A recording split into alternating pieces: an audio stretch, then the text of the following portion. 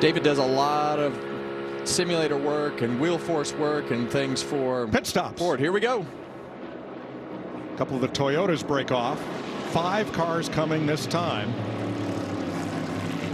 By Ty Gibbs. Well, it's 2 Toyotas and 3 Chevrolets. Kind of a mixed bag. Well, that's actually Riley Herbst there in the Monster sorry. Energy car. Yeah, it's Riley Herbst. Yep.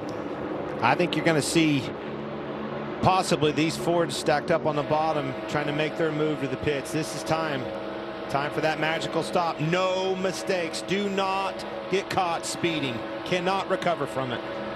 And from a driver's standpoint, this is the most intense time when you know you have to get to pit road and get everything that you can get, but also not hit anybody. There is Ty Gibbs.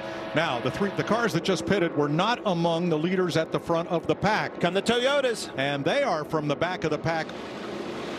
7 cars, 8 cars pitting here. No, Reddick, Truex, it's all most of the Toyotas. Denny is not amongst them. Eric Jones, Bubba Wallace, there's Ty Gibbs in the 54, and Nemechek.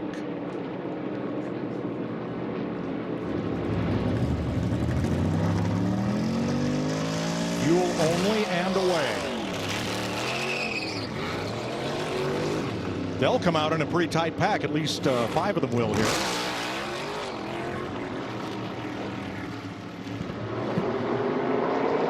All right, how long do the Fords and Chevys stay out? Every lap you run, that's less time you have to spend on pit road. Another group, a small group of 3, peel off from the back. Denny Hamlin and Kyle Busch, unlikely allies pitting here. Well, they were together on the racetrack, and sometimes you just have to go with the fastest car and whoever's around you at that particular time. And this is what we talked about earlier. Sometimes your strategy is out the window and you just have to do what you have to do when it's time to stop. Kind of surprised me it was just a couple cars, though. Justin Haley pitted with them, but it took them a while to get the fuel can connected to Haley. This time. Here they come. That's the Ford boys. No mistakes. Joey Logano, Brad Keselowski peel off. That's Josh Berry, Ryan Preece, David Reagan, Ryan Blaney trying to muscle up through. 5 wide. They come to the timing line. Well, and we saw exactly what Brad Keselowski was talking about with Joey Logano. Look at that lead that he has on those guys, and that all came in the braking zone.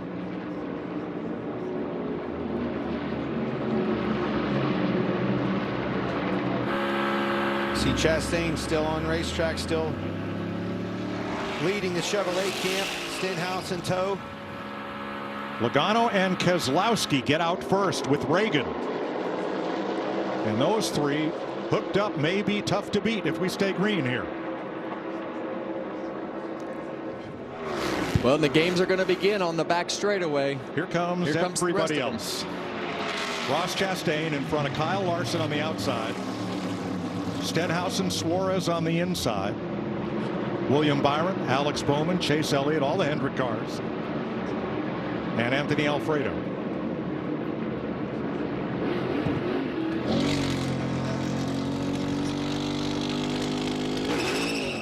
Yeah, and all these guys that are on pit road right now, they're pitting later, so it should be less time in the pits because of the amount of fuel that they're taking. Big pack coming off turn number 4 as they leave and try to get back up to speed. You see the Ford camp right there in your screen, folks. Got a good chain going. Yep. Getting up through the, but there is a huge pack behind them coming. Logano, Keselowski, Reagan, Blaney, and more. If that outside lane stays open, they're just going to inhale this whole field because they are at speed. You see all 3 groups right there connecting, merging in one. Logano drops to the inside, trying to sniff a draft from the Toyotas ahead of it. Back to the outside. Well, and that's all that momentum that you have with the more speed because you've been out there long, and you see Kyle Larson do a great job. That's exactly what they needed to do. Kyle Larson and William Byron staggered themselves, and Joey Logano and Brad Keselowski have to weave in and out like you're going through a set of cones. You see Chastain, they were the last ones to pit. So far, so good. They were able to make those blocks. Logano, can they hold him back? Chastain's going to have to slow him down, and he does. Stenhouse, not so much. Boy, Logano and Keselowski are going to be a tough combination to beat. Well, they got beat right there because of some guts, and those guys putting those blocks on and slowed that line down, because they did a way better job getting on and off of pit road and had those guys beat by a fair amount of time, and that all came from defense with those Chevrolets. Stenhouse leads the inside, Chastain the outside. There's Logano and Keselowski. I agree with you, Kevin. The Ford camp led by Logano, they did a fantastic job on pit road collectively. Their efficiency of the pit stop was much better than the others, but them slowly but surely, one by one, slowing their line down by the blocks, enabled them to stay in front. Talking about Chastain. Yeah, and Chastain gave up that outside line to go down in front of Ricky Stenhouse in another Chevrolet. I'm not sure that was the right thing to do, because I just believe that Joey Logano has always been one of the best pushers. But as this goes, you can see that it's getting physical. We're 3 wide in the middle of the pack back there, and things are going to start to happen in a much more physical way than they have. Flip side of what you said, I like what Chastain did. If I'm him, I'm getting on the bumper of Stenhouse in that 47. Yeah, I don't want to be on the bumper of that. The reason that it 42. helped, that 3 car there was slow car. He was getting a draft. Big block. Pulled up Chastain in up front top of with a block. Logano. They're going to get 3 wide here, stacking them up. That was close. Yeah, 3 wide mid-pack on back. Now Stenhouse to the lead. Last year's Daytona 500 winner. And Suarez leading the inside group. Chevrolet is to the front. Well, if you like pack racing, Sunday, the NASCAR Cup Series heads to Atlanta for more high-speed action. It's the Ambetter Health 400 that kicks off with pre-race at 2 Eastern and the green flag at 3, and it's only on Fox and the Fox Sports app. More of the same. Well, now we see Daniel Suarez at the front of the racetrack. So this is going to continue changing as we go through all these shifts and blocks and everything that's getting ready to happen. Well, it all happened on that outside. Chastain made a move. Stenhouse was slow to the block, didn't get up in front of them, got them bottled up. Got them 3 wide. That was close.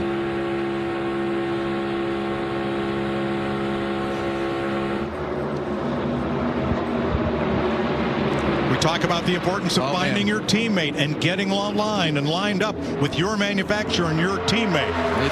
It's getting ready to get ugly here, boys. Last year, the top 7 positions in the Daytona 500, 7 different teams in the top 7 spots.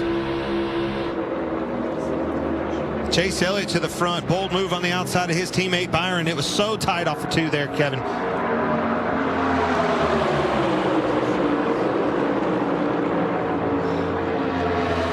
See the 2 Hendrick cars down on the bottom. Alex Bowman pushing William Byron right up to the front.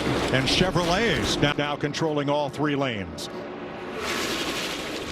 Yeah, and right now the control is kind of out the window, because they are just pushing and shoving to try to get all the way to the front, and the pushes just keep getting bigger and bigger. You see the flames coming out of Eric Jones' car there in the 43. And we're told that Bubba Wallace, 2-time Daytona 500 runner-up, is going to have to stop. They didn't get enough fuel to make it to the finish.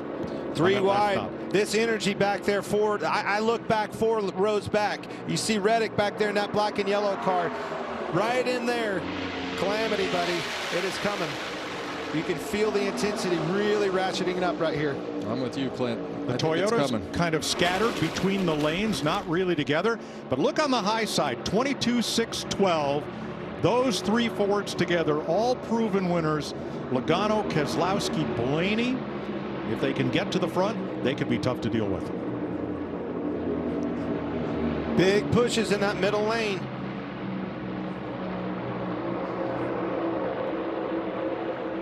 Well, we see the top lane surge with a good push, and that middle lane they had big pushes, but they just got all squirrely there and checked the momentum up. But Ross Chastain is putting his car right where he needs to be to keep those guys behind there. And what Joey Logano is going to do is try to shove him out there too far so he can give himself some space to try to sneak underneath him. That's exactly right. And take Keselowski, but Keselowski moved him out of the way. Here comes Brad to the outside. Keselowski looking for second. Chastain trying to hold back both lanes. That's a tall order here. Listen to this spotter. Timely blocks. An untimely block, one little bit, one little slip up by 1 inch, and it's going to be all over with. Well, it didn't cycle exactly the way that Logano wanted it to cycle, but he got Ross Chastain out there far enough to give himself a lane, and he winds up right back in front of Brad. Chastain spotter Brandon McReynolds pretty busy right here as Logano pulls alongside, coming to 10 laps to go.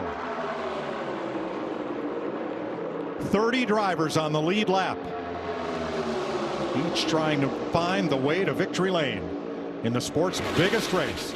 Give is over. Take from now on.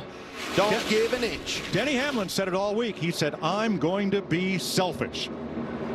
Don't care about manufacturers, don't care about teammates. I'm here for me.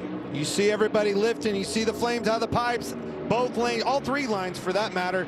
That's them stacking up. That's blocks up front, stacks them up behind. That's where the trouble's going to happen. And when they stack up that bad, you have to let off the throttle in order to check the car up enough and probably touch the brake as well. But that just gives you an idea of the energy of this pack as they all keep pushing and shoving their way forward. Here we go again. Chastain, lone wolf up here leading this pack with those two Fords behind him. Block, block, block. He knows they're wanting around him. They're going to make a move. Speaking of moves, Keselowski to the inside again. Back up in front of Logano. And Chastain saw it coming and went up with him. Now Logano to the outside. They can't get around. Whoa! Keselowski gets turned by William Byron. Blaney gets caught up. Gilliland, Truex, Hamlin, and more. All those Fords were struggling to get around Chastain. Who could get around and get that clean air track position first? That's what happened. You knew it was coming. You knew it was coming. I mean, it's a parking lot down there. Cars parked everywhere. Blaney out. Big damage on him. Toe link broke on the back. That one's done. Keselowski all wadded up. Gilliland, the black and red car, right with him. Anthony Alfredo there. Reddick, massive damage on him. Thursday night winner Tyler Reddick. Martin Truex. Eric Jones comes to pit road. So does Kyle Larson. Denny Hamlin made it back to the pits. So did Chris Buescher. Well, a lot of damage. It just always gets to this point as you get to the end of the race. The pushes get harder. Everybody's just throwing caution to the wind to say the heck with it. I'm going to the front. Martin Truex tore it. He's tore it bad right there. Well, Chastain, I mean, I'd say he was a lone wolf up there. He was throwing blocks left and right, and they were making moves.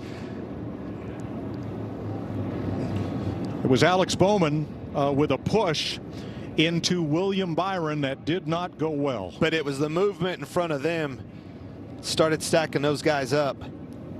Yeah, when they get to blocking and moving out of line, those bump drafts just become misaligned, and all that energy going forward, they can't stop it, and they wind up running into the back of each other, misaligned, and they wreck, just like they did right there.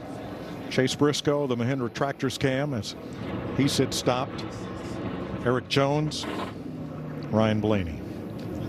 There's correct. That's where it ended. Here's some audio from William Byron. Yeah, I think we just got crossed up there, like the 6 and the 1 were changing lanes a bunch, and I was getting pushed. Yeah, and that's exactly what we just mentioned. So let's take a look at it. Yeah, and you're going to see William Byron right here. Oh, we got Actually, all three of those. Yeah, That's a pretty good. all three of those. I'm glad you hit that. And you see Alex Bowman up the racetrack, and then they start zigging and zagging here. And well, obviously, William Byron and Bowman, that's where it ended up. But the movement from the 6 and the 22, jockeying for position, trying to outduel one another to that position of passing Chastain, that's what stacked all those guys up and got them in trouble. Those guys were going for it. Chastain was holding them up. You saw the 6 go to the bottom. You saw the 22 go to the outside. The race was on, and unfortunately, those guys behind him. This gives you a much better view right there. You see the 24 car just being pushed, and sometimes you're not aligned, and you know you're not lifting, and that car gets to moving around, and you hope it works out, and it just didn't work out right here. We saw this same scenario playing out at the duels the other night when Blaney got in a wreck. You really can't pin it on anybody. It's hard racing, everybody going for it, but when those cars move in front of them, it slows the energy down. Let's ride with Alex Bowman.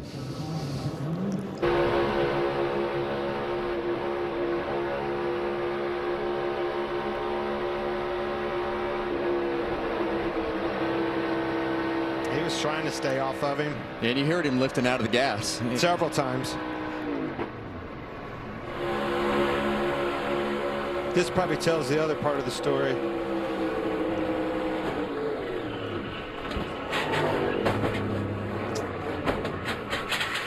You're not going to run 3 wide that long. Well, we said it several laps ago, right? We both said it. The way that the pushes were coming, it was just a matter of time before this happened. And with the energy and everything that there is right now, it's just too much for the cars to handle to go straight. And that was a classic example of just getting shoved a little bit too hard and getting out of shape, and it's not time to lift. Here's Denny Hamlin.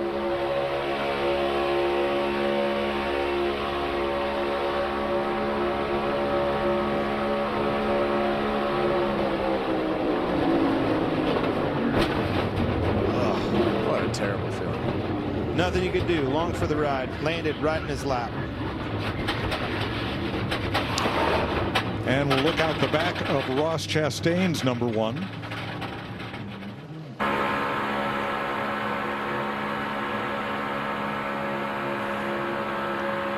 Oh.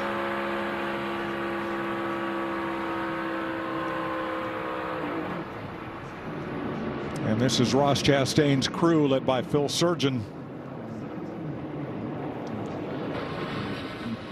Yep, they were out in front of it. I mean, that was inches that they missed the back bumper of that car. Yeah, when Keselowski turns. Oh my gosh. If that left rear quarter panel wasn't curved in a little bit, I mean, it went right with the curvature of the left rear quarter panel. Ross Chastain and Brandon McReynolds did a phenomenal job of keeping those guys behind him. Had he slipped up one time and missed a block, he'd have been right in the middle of that. All right, let's do this next replay in real time.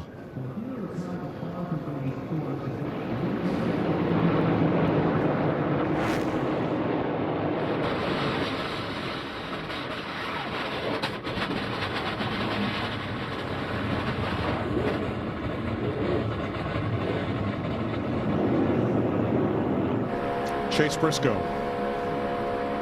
the Mahindra tractor cam.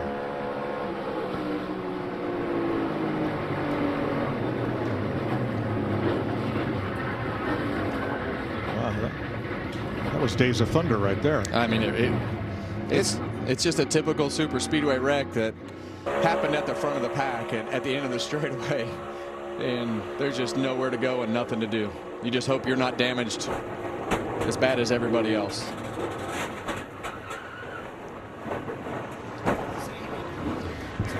Now the driver's not just there along for the ride. Let's watch Daniel Suarez.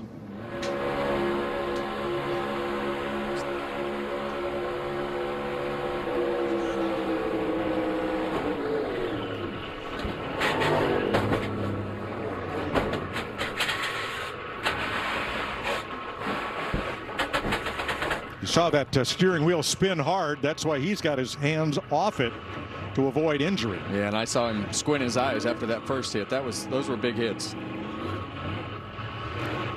All right, Denny Hamlin next.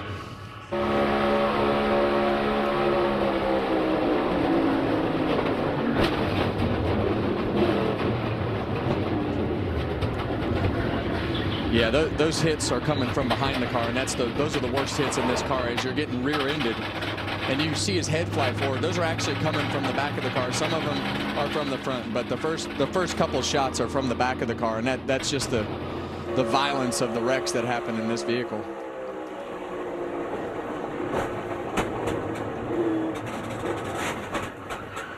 Wow.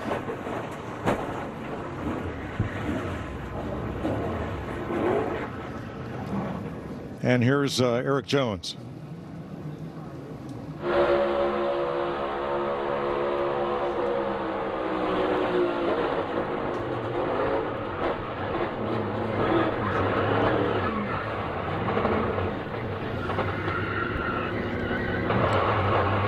Never stop driving. No, he'd drive it all the way, but I like the way he had it hands on the wheel where he couldn't get a thumb or a finger caught in the spokes if that thing turned around on him. Yeah, good on the throttle too. He was wheeling it.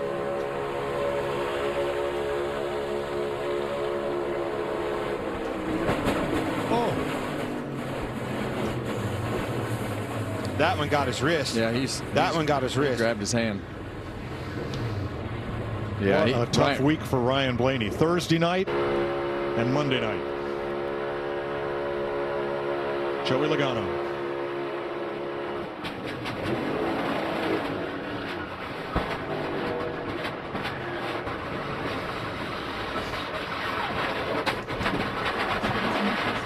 You see how quick they want to get their hands off the wheels with these rack and pinion steerings, Kevin. Tell us how much stronger that is than what it used to be. Yeah, and that's the reason that you see a lot more of these guys take their hands off the wheel, because the rack will just jerk your hands out, and if your thumbs are in there, it'll break them. We saw Ryan Blaney grab his wrist there. Eric Jones, he held onto the wheel, but he holds the wheel with his thumbs up on top of the wheel. A lot of guys do not. They hold their thumb around the wheel, and the spokes will literally rip your thumbs off and break them.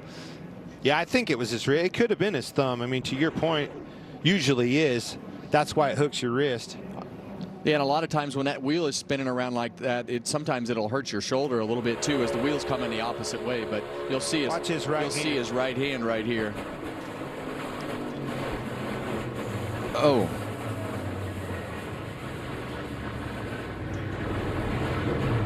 Ryan's ready to get out of here. He's ready to go home. Yes. Todd Gilliland, the last driver to climb from his car on the backstretch. Everyone whose car could not be driven back to pit road climbed out and is okay. Walked to the ambulance to be taken to the infield care center and checked out.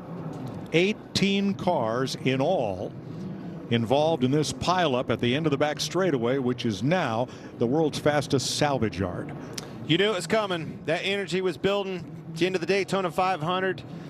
No more take or no more give. It was all take, and unfortunately wiped a bunch of them out, Kevin. Well, now it's just a matter of how many of these guys are wrecked really bad and who's not wrecked bad enough to be done. Even if you're not wrecked bad enough to be done, it's it's good to salvage some of those positions. But man, we got a ton of really big names on this list. Now, not all of these cars are out of the race. That's Roughly half of them have made it back to pit road, but with the red flag out, no work is allowed to be done on these cars until the red is lifted and the yellow flag resumes. So cars that were either undamaged or chose not to stop prior to pit road being opened are lined up here on the back straightaway. And as soon as the track is clean enough to resume competition,